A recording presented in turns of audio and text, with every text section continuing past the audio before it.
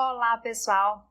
Eu sou a professora doutora Lorane Admelim e hoje nós vamos dar continuidade ao nosso conteúdo de Química Farmacêutica. Vamos falar especificamente sobre como nós podemos otimizar o acesso ao alvo. Se interessou pelo conteúdo? Mas não se esqueça, antes de continuar a nossa aula, dá um like no vídeo, se inscreve no nosso canal e ativa o sininho. Vamos para a aula?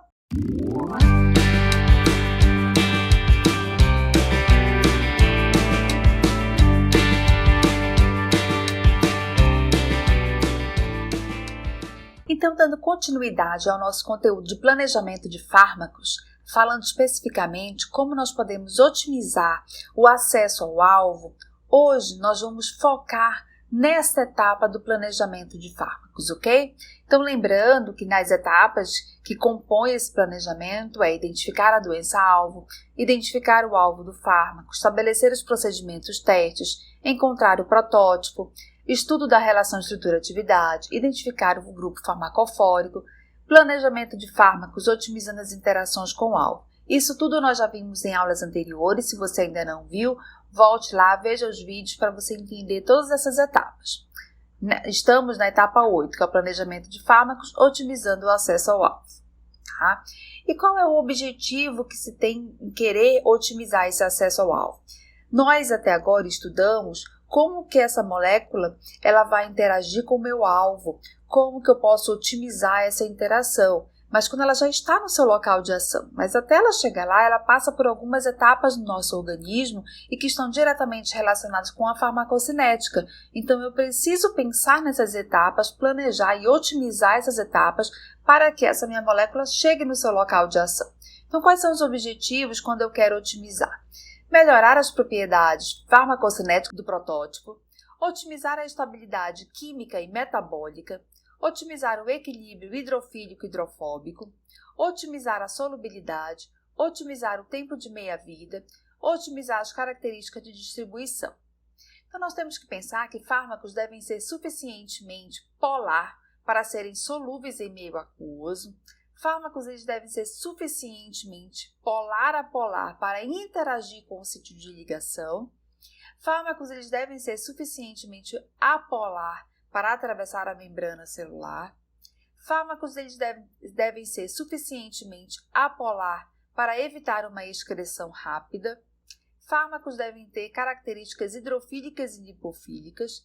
E muitos fármacos são bases fracas com pKa de 6 a 8. Então, eu tenho que pensar, eu tenho que ter um equilíbrio e principalmente pensar onde essa molécula vai atuar para que eu possa planejar corretamente, tá?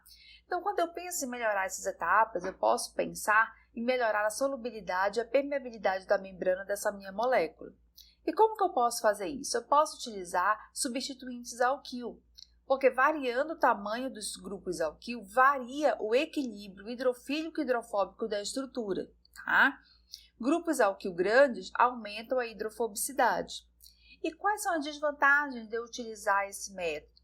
Eles podem interferir com o sítio ativo por impedimento estérico. Então, eu posso, colocando esses substituintes alquil, eu posso estar promovendo um impedimento estérico, consequentemente, não vai ter a interação com o meu alvo, ok? Então, aqui, por exemplo, eu tenho o Viagra, ok? Que é um fármaco anti-impotência, tá? E no planejamento desse fármaco, já sendo uma segunda geração dessa classe de medicamentos, então foi observado, foi adicionado um volume extra a essa molécula, ok? Aqui permanecendo esses substituintes. O que aconteceu? Foi produzido um agente anti-impotência de segunda geração, ele aumentou a seletividade, mas ele tem um excesso de lipofilicidade, ok? Então, continuou o planejamento, aí foi obtido um fármaco que ele tem esse volume extra, mas foi alterado esses substituintes aqui, então, com isso, reduziu a lipofilicidade e houve uma melhora da atividade in vivo. Uma outra estratégia para melhorar a solubilidade e a permeabilidade da membrana é mascarar ou remover grupos polares, tá? Então, qual que é a análise racional disso? Mascarar ou remover grupos polares diminui a polaridade da molécula, e aumenta o caráter hidrofóbico.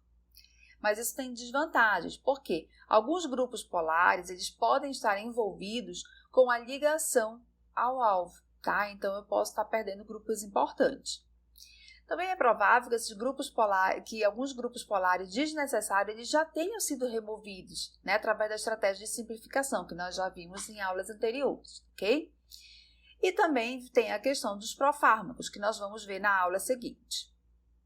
Então, o método para mascarar ou remover esses grupos polares é, por exemplo, que o álcool ele pode ser convertido, por exemplo, num éter ou num éster, uma amina numa amida, um ácido carboxílico num éster, e com isso eu posso ir mascarando esses meus grupos polares, ok? Uma outra forma de tentar melhorar a solubilidade e a permeabilidade da membrana é adicionando grupos polares, tá? Então, adicionar grupos polares aumenta a polaridade e diminui o caráter hidrofóbico. É útil para direcionar fármacos contra infecções intestinais, porque nós sabemos que moléculas muito polares, o que vai acontecer? Ele não vai conseguir ultrapassar a membrana, né, da célula, a bicamada lipídica, e com isso ela não vai ter essa permeabilidade, não vai chegar na corrente sanguínea, então ela é um fármaco que vai ficar maior concentração lá no intestino, então por isso é utilizado em infecções intestinais, ok?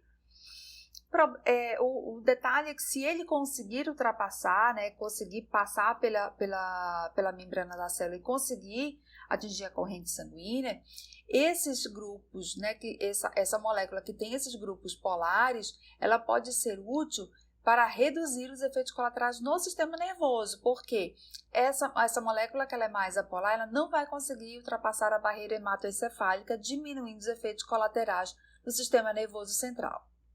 Então, aqui eu tenho um exemplo, o tiaconazol, que é um agente antifúngico com baixa solubilidade, que tem apenas utilizado, né, apenas em infecções da pele, ok? Então, como ele tem baixa solubilidade no sangue, então ele não consegue ser bem distribuído, ok? Aí, quando você olha o fluconazol, que é uma molécula mais polar, então é uma molécula que ela tem mais solubilidade no sangue, e com isso ela pode ser utilizada para outras infecções, ok? Não somente locais, não somente na pele. Qual as desvantagens que tem adicionando grupos polares? Pode causar efeitos colaterais indesejáveis, ok? Por conta de maiores interações que pode ocorrer com outros alvos, ok? E o pKa?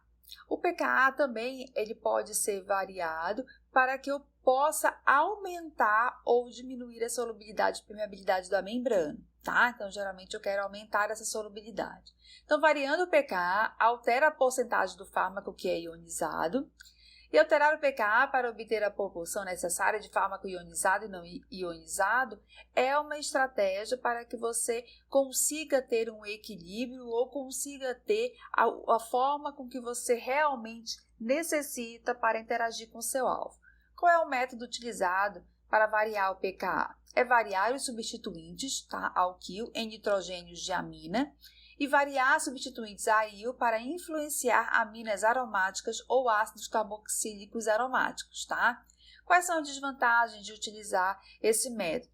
Pode afetar as interações, uma vez que eu estou variando esses substituintes aqui, eu posso estar interferindo na interação em grupos funcionais importantes que ocorre essa interação com o meu alvo, ok? Então, por exemplo, aqui eu tenho esse agente que é um agente antitrombótico, ele é muito básico, né? Tem aqui uma estrutura, a amidina, que é muito básica. E quando eu coloco um anel heterocíclico, o que acontece? Esse meu nitrogênio ele fica preso, diminuindo a basicidade dessa minha molécula. Uma outra forma que você tem também nessa estratégia de melhorar, de otimizar o acesso ao alvo, é melhorar a estabilidade do fármaco, ou, na verdade, trabalhar essa estabilidade do fármaco. Tá? Então, uma forma de você pensar nessa estabilidade do fármaco, aumentar ou diminuir, vamos ver com cada método, por exemplo, é o impedimento estérico. Tá? Então, o impedimento estérico ele é utilizado para aumentar a estabilidade química e metabólica. Ele apresenta um grupo volumoso como um escudo, ou seja, ele vai apresentar esse escudo como um impedimento estérico, tá? E isso vai fazer com que haja uma proteção do grupo funcional suscetível à hidrólise, que pode ser um éster ou uma amida, tá? e sofre ataques de nucleófilos ou enzimas, tá? Então, aqui eu tenho um agente antirreumático, ok?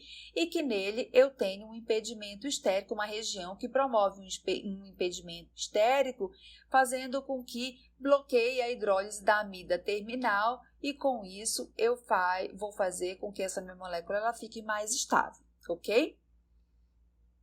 Uma outra forma de também trabalhar a estabilidade do fármaco é a estabilização eletrônica do nitrogênio, tá? E é usado para estabilizar grupos funcionais lábeis, como ésteres. Substitui o éster por uretano ou amida mais estável, tá? E o nitrogênio ele mantém os elétrons do grupo carbonila e o torna menos reativo, tá? E aumenta a estabilidade química metabólica. Então, por exemplo, aqui eu tenho a presença do meu éster, né? E com essa estabilização, eu tenho um grupo que, substituindo esses CHTs, eu tenho aqui um NH2, que é um isóstero, e com isso eu tenho a estrutura do uretano, que vai ser mais estável, ok? Esse nitrogênio vai também ter toda a questão mantendo os elétrons, né, da carbonila, tornando menos reativo, ok? Outro exemplo é também o éster se transformando numa amida, fazendo com que eu também tenha uma estrutura mais estável. Efeitos estéricos e eletrônicos é uma forma também de trabalhar a estabilidade do fármaco, tá? Efeitos estéricos e eletrônicos eles são usados em combinação. Aumenta a estabilidade química e metabólica da minha molécula, ok? Então, por exemplo, aqui eu tenho a lidocaína. Um exemplo é que eu tenho a procaína. A procaína ela é um anestésico local, suscetível às esterases e tem uma curta duração. Quando eu trabalho essa molécula, né, quando eu faço algumas alterações, eu obtenho a lidocaína, o que eu observo? Que os grupos ortometil, eles agem exatamente como um impedimento estérico, impedindo a hidrólise das esterases, tá? E a amida ela vai ser mais estável que o éster, ou seja, né, tem um efeito eletrônico muito mais interessante, promovendo essa estabilidade química e metabólica, ok? E os bioisósteros? Os bioisósteros substituem o grupo suscetível por um grupo diferente, sem afetar a atividade, tá? O bioisóstero ele mostra propriedades farmacocinéticas melhoradas. E os bioisósteros não são necessariamente isósteros, né? Nós já vimos em aulas anteriores, ok? Então, aqui eu tenho um exemplo de amidas e uretanos para ésteres, tá? Então, aqui eu tenho uma molécula que, quando foi feito uma substituição, né? Foi inserido aqui um anel heterocíclico, o que observou-se? Que a atividade permaneceu, ok? Mas com isso eu consegui melhorar a estabilidade desta molécula. Outra forma de também trabalhar a estabilidade do fármaco são os bloqueadores metabólicos, tá? O metabolismo de fármacos geralmente ocorre em locais específicos. Inserir grupos em um local suscetível, ele pode ser utilizado para bloquear a reação e aumenta a estabilidade metabólica e a vida útil do fármaco, tá? Então, até todas as estratégias aumentam a estabilidade metabólica, ok? Então, aqui eu tenho uma estrutura em que na posição 6 eu já sei que ocorre uma reação metabólica, tá? Uma oxidação metabólica, e essa é uma estrutura que é utilizada como um contraceptivo oral e tem uma vida útil limitada por conta dessa oxidação metabólica. O que foi feito? Foi acrescentado uma metila exatamente na posição 6, com isso eu bloqueei o metabolismo, tá? Automaticamente eu aumentei a minha vida do meu fármaco, ok? Uma outra forma de também alterar a estabilidade é remover ou substituir grupos metabólicos suscetíveis, tá bom? Então, isso remove ou substitui o grupo suscetível por um grupo metabolicamente estável, tá? Então, aqui eu tenho um exemplo da dobutamida, que é um antidiabético, ok? Eu tenho o grupo suscetível, aqui essa metila ligada aqui a esse anel, e faz com que, quando ocorre o metabolismo, essa molécula ela fica mais polar e com isso essa molécula ela é rapidamente excretada, ou seja, ela tem uma vida útil, tá, muito curta. Então, quando eu altero esse grupo suscetível, tá, então eu substituo e com isso eu faço com que minha molécula ela não fique suscetível a esse metabolismo, então eu tenho um aumento da minha meia-vida, ok? Outra estratégia são grupos metabólicos suscetíveis a mudanças, tá? Então, ele é usado se o grupo metabolicamente suscetível foi importante para a ligação. Observem que aqui no anterior eu alterei, ok? Não sofre o metabolismo, mas essa região ela não é importante para a interação. Agora nós vamos falar de grupos metabólicos que são suscetíveis ao metabolismo, mas são importantes para a ligação com o meu alvo, tá? Então, mudar a sua posição pode torná-lo irreconhecível para as enzimas metabólicas, ok? E o grupo ainda deve ser reconhecido como alvo, tá? Então, por exemplo, aqui eu tenho a molécula da noradrenalina, que tem um grupo suscetível, tá? E ela sofre a ação da CONT, né, da catecol-ortometiltransferase, ok? E transforma numa molécula inativa, tá? Então, com isso, foi possível obter o salbutamol, ok? Com apenas uma alteração e com isso, essa minha molécula ela se torna, aqui esse grupo se torna não suscetível ao metabolismo. Com isso, não tem ação da CONT. Adicionando grupos metabólicos suscetíveis. Bom, até então eu sempre falei em tirar esses grupos metabólicos. Agora eu estou adicionando. Quando que eu vou utilizar essa estratégia? Essa estratégia é usada para diminuir a estabilidade metabólica e a vida útil do fármaco, tá? Então, ela é usada geralmente para fármacos que permanecem muito tempo no organismo e causam efeitos colaterais, tá? Efeitos colaterais. Adicionar grupos conhecidos por serem suscetíveis a reações metabólicas de fase 1 ou fase 2, tá? Então, isso é importante. Aqui um exemplo de um agente antiartrítico, tá? Então, eu tenho uma estrutura que ela é resistente ao metabolismo e tem uma meia-vida excessivamente longa, exatamente por ser resistente ao metabolismo, tá? Então, numa estrutura semelhante, em que foi adicionado apenas um CH3, essa molécula ela se tornou uma molécula metabolicamente suscetível. Então, eu começo a diminuir um pouco mais a meia-vida desta molécula, ok? Essa estrutura ela pode ser convertida, ela pode ser metabolizada num álcool ou no ácido carboxílico. Uma outra forma de você também alterar a estabilidade de um fármaco é introduzindo grupos quimicamente suscetíveis, ou seja, uma autodestruição. Também é usado para diminuir a vida útil do fármaco, tá? E evita a dependência de enzimas metabólicas e variações individuais, porque até então, todas as formas que nós falamos aqui, nós estamos sempre dependendo das enzimas metabólicas, né? Para que eu possa ter o metabolismo, para que possa acontecer o metabolismo. Nesse caso aqui, esses grupos autodestrutivos, eu não vou precisar dessas enzimas metabólicas que elas podem variar a concentração delas de pessoa para pessoa, ok? Um exemplo, né, que nós temos desse caso de introduzir grupos quimicamente suscetíveis é o atracúrio, que é um bloqueador neuromuscular, tá? Então, o que acontece? Essa molécula ela é estável em pH ácido e instável no pH sanguíneo ou no pH ligeiramente alcalino. Ok? Então, com isso, ocorre uma autodestruição pela eliminação de Hoffmann e essa estrutura ela tem uma vida útil curta, ok? Isso permite ao anestesista controlar os níveis da dose com precisão, ok? E o tempo de recuperação é rápido após a cirurgia, tá bem? Bem, esta foi a nossa aula de hoje. Este conteúdo está lá no capítulo 14 do livro do Patrick, ok? Se tiverem mais alguma dúvida, se tiverem mais algum conteúdo, ou vocês também podem comentar aqui no vídeo e tirar as dúvidas que logo eu respondo, ok? Bom, então agradeço a todos e se você gostou, não se esqueça de dar um like no nosso vídeo, se inscrever no nosso canal e ativar o sininho. Até a nossa próxima aula.